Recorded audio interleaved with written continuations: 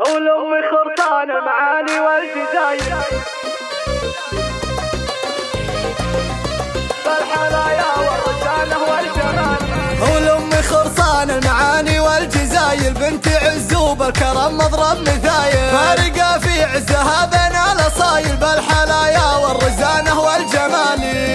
ويوم طلت كنها البدر بتمامه الفريده بالاناقه والفخامه والحسن والزين فيها والقرامه، مهرة فيها الدرابه والكمال، مهرة فيها الدرابه والكمال. للعبت بالملعبه دره وهيبه الحلا والعز كله بالعريبه، الوصايف كلها عز وطيبه تفتخر من بينهن والراس عالي، وشامخه بين الملا قدر ومكاني الفخر في طبعها كل الزماني، الوفا والطيب فيها له معاني. بالي سالم تعتزي بنت الرجال، بالي سالم تعتزي بنت الرجال. ساسها باهل المفاخر والمبادي، آل سالم صيتهم بالجود بادي، لابت الوقفات بسيوف احدادي عزوة الامجاد حامين الفعالي.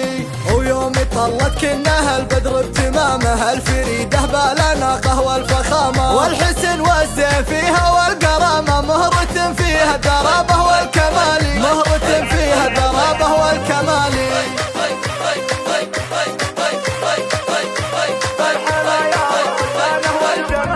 ولأمي خرطان المعاني والجزايل بنت عز وبالكرم مضرب مثايل، فارقة في عزها بين الاصايل بالحلايا والرزانه والجمال.